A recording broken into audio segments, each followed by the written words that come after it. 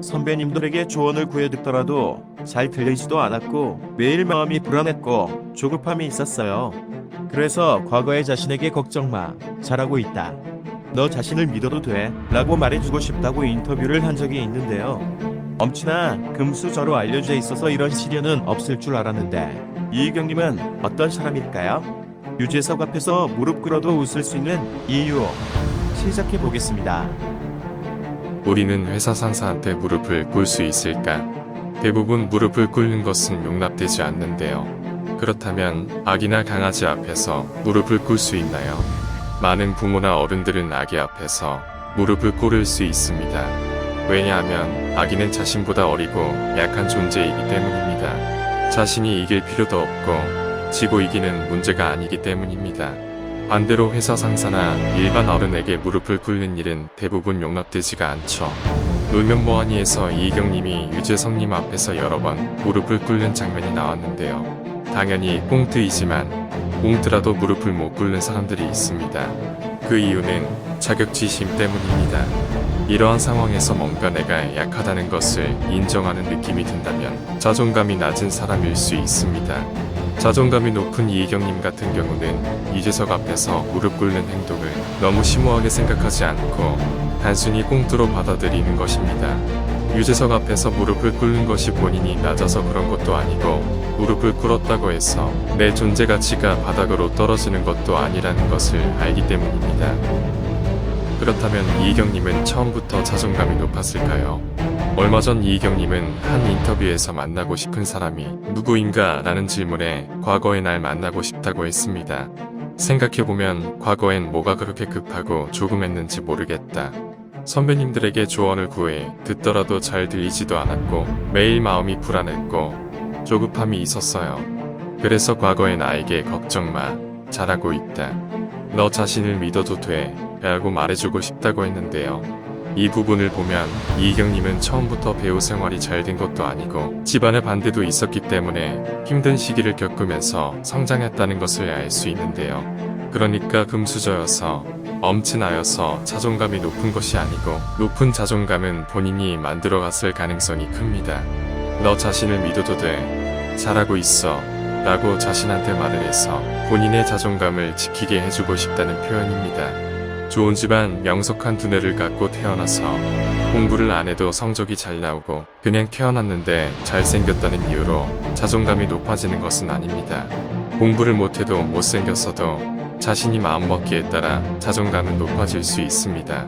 이희경님은 이러한 주문을 통해 자신을 지키는 것이죠. 그럼 자존감이 높은 이희경님은 방송에서 어떤 면모를 보일까요? 놀면 뭐하니라는 방송을 보면 처음에는 유재석님만 혼자서 나오다가 출연진들이 늘어나게 되었는데요.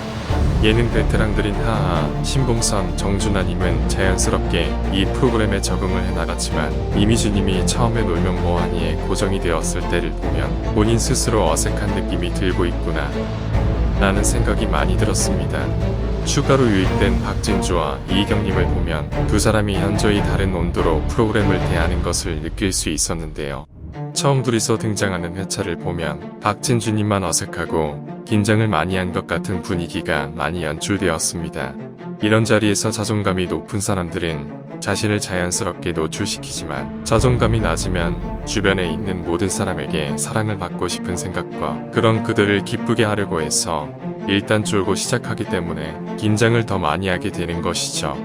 반면 이희경님은 긴장한 듯 보였지만 여유로운 모습은 충분히 느낄 수 있었습니다. 또 한 가지, 이희경님의 자존감이 높아질 수 있었던 점은 부모님의 역할입니다. 잠깐 여기서 이희경님의 아버지에 대해서 잠시 알아봐야 하는데요. 태생이 금수저 집안이라는 말을 하고 싶은 것이 아닙니다. 이희경님 아버지는 LG화학 사장이었던 것으로 알고 있는데요. 금수저 집안이라서 물려받아 사장이 된 게 아닙니다. 사원으로 입사하여 차근차근 단계를 밟아 사장의 자리까지 올라가신 분인데요. 자수성 가형이죠. 그럼 다시 이희경님 얘기로 돌아가 보겠습니다. 고등학교 시절 우울증을 심하게 겪었을 때 아버지께서 먼저 네가 오케이 하면 너 오늘부터 학교 가지 마. 아빠가 학교 가서 담임선생님 만나서 정리하고 올게 라고 말씀을 하셨다고 합니다. 대부분 아버지가 금수저라서 돈이 많으니까 이런 말 할 수 있지 라고 하는 게 대부분의 반응이었습니다. 실제로 돈 많은 금수저들이 보인 자식에게 넌 우울증이 심하니까 공부하지 말고 네가 원하는 진정 원하는 것을 알아봐 라고 하실까요? 강남대치동만 봐도 아니라는 것을 느낄 수 있죠. 요즘 아이들이 공부에 너무 스트레스를 받고 있어서 정신과 병원이 많이 생겼습니다. 학원과 연계해서 정신과도 같이 다니는 게 요즘 아이들입니다. 여유가 있는 돈 많은 사람이들이 아이들에게 더 공부시키고 좋은 대학 가라고 하는 게 현실입니다. 정말 부유한 집안이어서 내 아들이 고등학교를 자퇴하고 부모가 전부 먹여 살릴 수 있다고 해도 자퇴하고 네가 진짜 원하고 하고 싶은 거 찾아보라고 말하는 사람들은 많지 않습니다.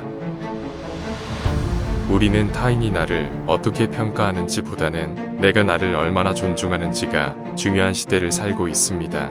누가 어떤 말을 하든 상처받지 않도록 스스로 지속적으로 자존감을 높이기 위해서 노력해야 합니다.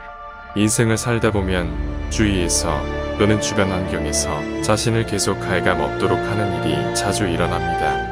그럴 때마다 자기 자신을 사랑하고 바닥에 자존감이 떨어지지 않도록 마음을 다잡아야 우리는 흔들리는 자존감을 지켜낼 수 있습니다. 우리의 마음이 무너지도록 방치하지 맙시다.